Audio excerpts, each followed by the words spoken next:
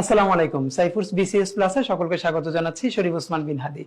আজকে আমরা একটি প্রশ্ন সলভ করব খুবই সংক্ষেপে। 45তম বিসিএস একটি প্রশ্ন এসেছে, she insisted on dash living the house.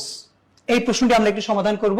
আগে একটুখানি বলে নেই, সাধারণত বিভিন্ন কোশ্চেন ব্যাংকে এই প্রশ্নটা যেভাবে সমাধান আছে অথবা অন্য অন্য জায়গায় আপনি দেখবেন যে কি পরিমাণ গ্রামাটিক্যাল টার্ম ব্যবহার করে মাথা ভারী করে ফেলা হয় এই জিনিসটার উত্তর করবার জন্য আমি আপনাকে রিকোয়েস্ট করছি আগামী 2 থেকে 3 মিনিট আপনি একটু আমার সাথে থাকুন।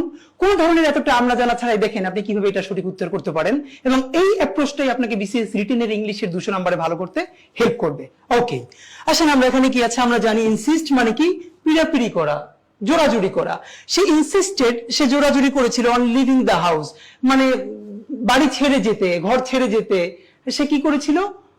জোরাজুরি করেছিল। কার উপর? একজনের উপর। সুন্দর বাংলাটাকে বলি, তার বাড়ি ছেড়ে যাওয়ার জন্য সে কি করেছিল?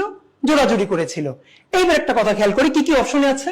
এখানে লিভিং সাথে আইএনজি আছে, মানে লিভিং আছে। একটা একটা করে পড়ি। সে insisted on he living, him living, himself living, his living. আগে 20 সেকেন্ডে বলি, সবাই যেভাবে এটা পড়াতে চায় আপনাকে মাথা খারাপ করে ফেলবে। আপনাকে বলবে হি হলো একটি সাবজেক্ট প্রোনাউন, হিম হলো অবজেক্ট প্রোনাউন, হিমসেলফ হলো একটি রিফ্লেক্সিভ প্রোনাউন, হিজ হলো পজেসিভ।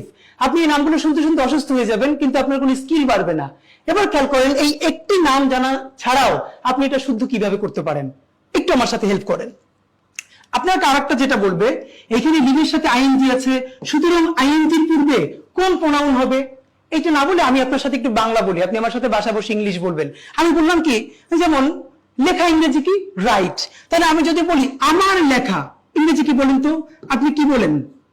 মাই রাইটিং। আপনি কি কোনোদিন বলেন যে আমি বললাম যে আমি তোমার লেখা পছন্দ করি, তাহলে তোমার লেখা ইংরেজি কি? Your writing.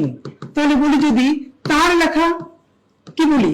His writing. এবার একটু আপনি খেয়াল করেন তো, আমি যদি আপনাকে বলি আমি তোমার লেখা পছন্দ করি, আমি কি কোনোদিন বলি আই লাইক ইউ রাইটিং? অথবা আই লাইক যে কিছু বলি, আপনি বলে কি I like your writing, I like his writing. তাহলে আমার লেখা মাই রাইটিং, তোমার লেখা ইউর রাইটিং, তার লেখা হিজ রাইটিং। একইভাবে যদি বলি আমার যাওয়া মাই গোয়িং, তোমার যাওয়া ইউর গোয়িং, তার যাওয়া হিজ গোয়িং। তাহলে তার যাওয়া ইংরেজি কি? এই যে he is going, he is living. এখন আপনি যদি বাংলা অর্থ বুঝে ইংলিশটা পড়তে পারতেন, তাহলে দেখেন আমি আপনাকে বলবো না subject pronoun, object pronoun, reflexive pronoun, এইটা পজেসিভ, কিচ্ছু না। এবার দেখেন আপনি কিন্তু এই রুলটা ছাড়াও ছোটবেলা থেকে শুদ্ধ বলতেন। যেমন আপনি বলতেন যে আমি তোমার লেখা পছন্দ করি, আই লাইক ইউর রাইটিং।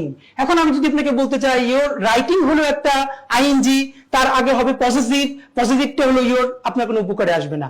এটা ছাড়াই বরং আমি এবার যদি আপনাকে এরকম 10টা বাক্য পড়াই, সেটা আপনার উপকারে আসবে। তাহলে যদি বলি she insisted on his living the house, সে কি করলো? তার বাড়ি ছাড়ার ব্যাপারে জোরাজুরি করলো। তাহলে এই বাক্যটা দিয়ে আরো দুটো বাক্য বানাই। সে আমার লেখালেখির ব্যাপারে খুব জোরাজুরি করলো, he insisted on my writing. তোমার ঘুমানোর জন্য সে খুব করলো, জোর করলো, she insisted on your sleeping. তাহলে she insisted on his living. যে কথাটা বলতে চাই, ইংরেজি বাক্যের অর্থ বোঝাই আসল ব্যাপার, যেটা আমাদের সাইফুরসের মোটো। তো সর্বশেষ যেটা বলছি, এরকম ট্র্যাডিশনাল গ্রামার না পড়ে, শব্দের অর্থ, বাক্যের অর্থ বুঝে বুঝে পড়ে আমরা সাইফুরসে বিসিএস ইংলিশ পড়ানোর চেষ্টা করি।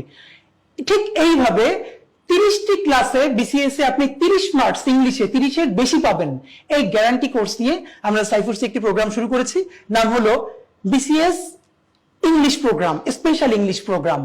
তো আগামী 16ই সেপ্টেম্বর শনিবার 3টায় সাইফুরস ফার্মগেট ব্রাঞ্চে আমি এটার একটা ক্লাস নিব ইনশাল্লাহ।